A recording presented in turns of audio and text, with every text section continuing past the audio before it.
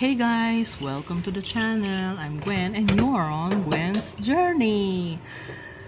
Ayan, galing ako ng palengke. Bumili ako ng mga murang gulay. Carrots lang naman at saka cabbage yung binili ko. Ayan, inaano ko na. Piniprepare ko na yung carrots.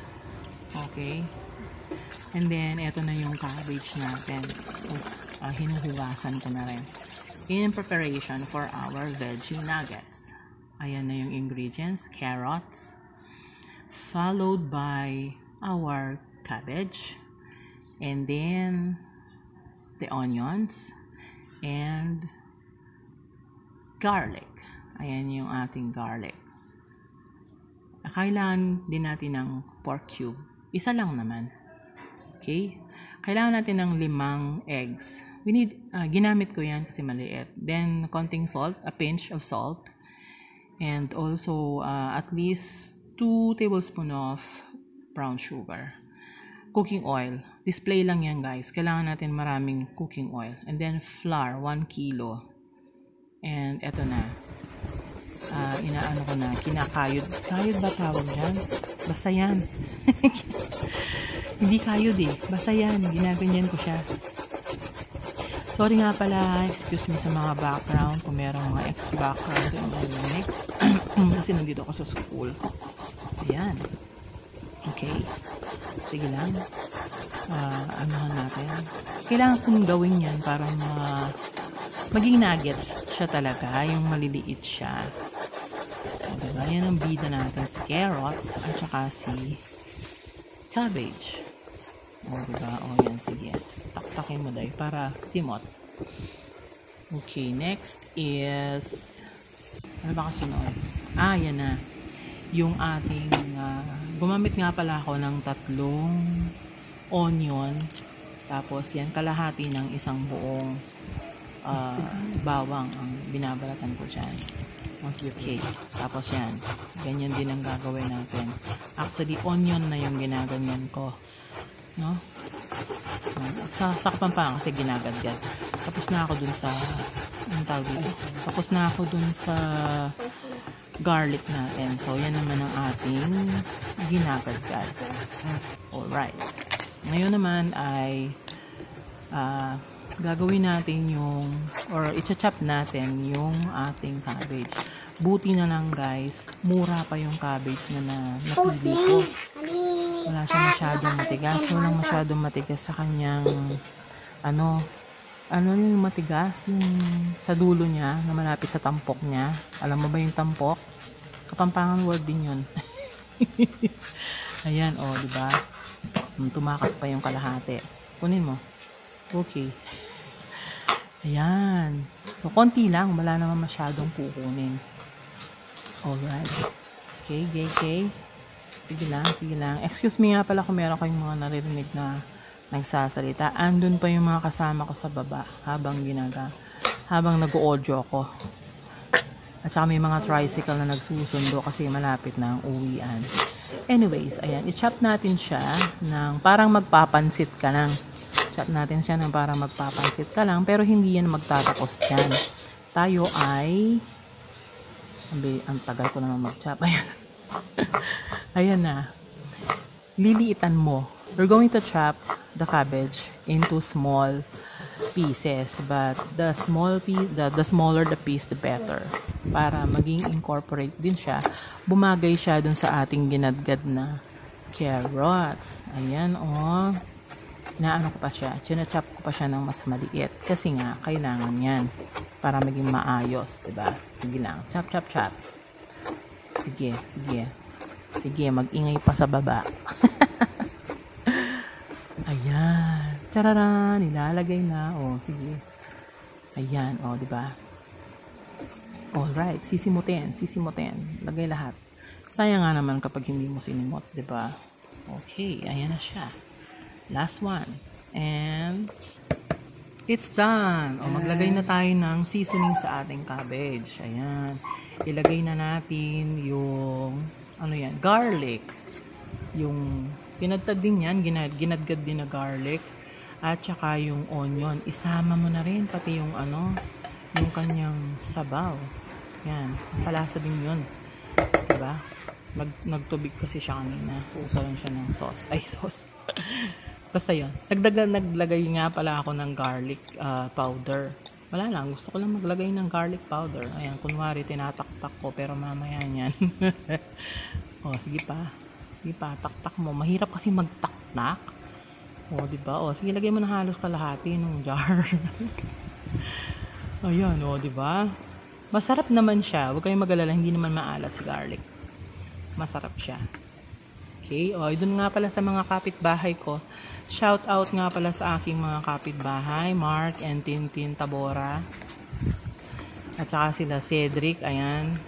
Ganyan ko niluto yung veggie nuggets na binigay namin sa inyo. Pasensya na kayo kung merong nag-iingay ha. Nandun sila sa baba. Okay, ilagay na natin yung salt, ilagay na natin yung sugar. Alright. Sige lang. Halo pa more. Halo pa more. Okay. Tapos ilagay na natin yung isang vegetable natin, yung ating carrots, para naman magkaroon ng konting kulay. Makulay ang buhay kung merong kulay. Diba?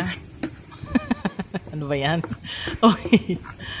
Alright. Sige, lagyan na natin dyan. Ang tagal no? Sinisimot ko kasi sayang. Medyo mahal yung mga gulay Okay. Yan, ilagay mo na. Ilagay mo lang. Ilagay na pala. Ihalo mo lang. Okay, halo. Kailangan talaga mahalo na maayos para ma-incorporate yung kanyang kulay. Mag-blend sila. Ito naman yung tinunaw ko. Tinry kong tunawin na anong tawag dito? Yung pork cube. At sinisimot ko rin siya. Sayang nga naman yung lasa niya. Masarap. Pati yung nasa likod ng sandok, sisimutin din yan. Sayang nga rin, diba? Mga Pilipino mahilig magpasayang. Sayang na sayang. Kasi nga, mahal. Mahal yung mga ingredients. Pero hindi naman masarap kung hindi mo lalagyan ng ingredients, diba? So, ayan. Okay. Now, patuloy pa natin ilagay, ihalo.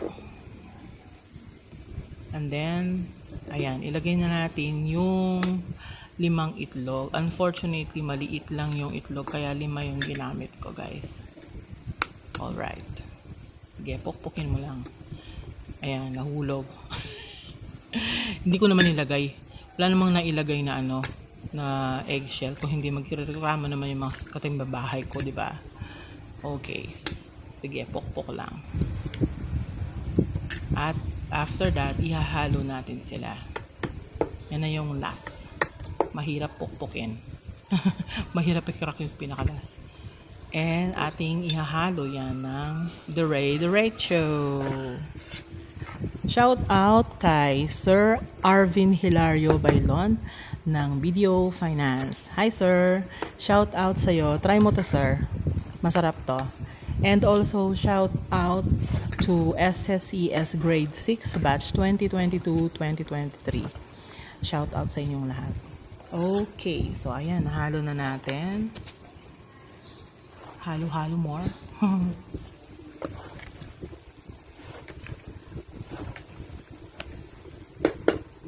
Now, gagawa na tayo ng story. Ayan, naglagay na ako ng seasoning at saka ng, ayan na yung ating harina.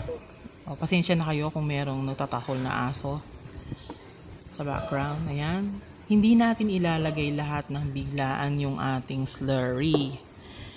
Pakonti-konti natin ilalagay. Sorry, may asong tumatahol dun sa baba.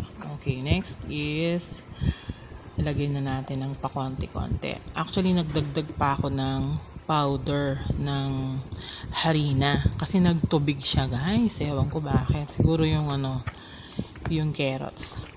Ayan, siguro ang nilagay ko lahat dyan. Wala naman 1 kilo, hindi naman siya naubos.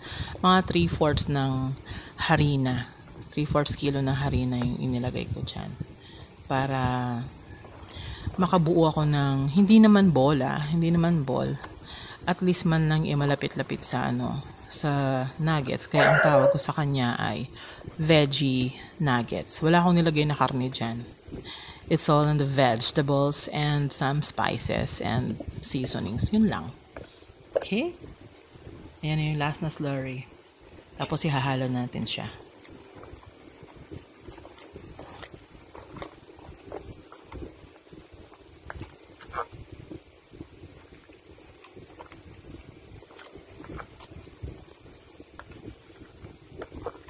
Ayan, nahalo na natin. Okay. Ito nga pala yung aking camera girl. Hi. At tayo ay magpa-fry na. Ayan yung first batch. Actually, ang bawat batch na naluluto ko, hindi pa siya kumukulo. Tig-5 piraso yung naluluto ko per batch. Ayun. Nilalantakan nila. Bawat maluto, nilalantakan nila.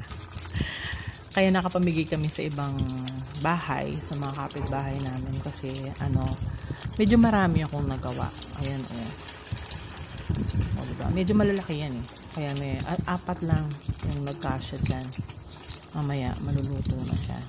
Para hindi siya mag dikit-dikit. Ayan, kailangan mo ng siyanse para ayan diba? 4 yung nilagay ko dyan. Nalantakan na rin yan. Diba? Kakailanganin mo ng kitchen towel para sipsipin yung extra cooking oil. So, gumamit na ako ng kutsarang medyo malaki para mapabilis ng konti kasi kinakain nila bawat maluto. By this time guys, dumating na yung anak kong madaldal. Alam niyo, nagva-vlog, nagdadadaldal siya kasi gustong-gusto niya ng tikman yung niluluto ko. Hindi daw sila balls. Bahala siya. Kailangan mo nga palang i-continue sa pagbaliktad sa kanila para hindi sila masunog. Ayan binabaliktad ko. So, nung last na, konti na lang, malaki na yung ginawa ko para sa akin yan. Char! So, ayan na. Don't forget to subscribe, like, comment, and share. Bambi Bulbi.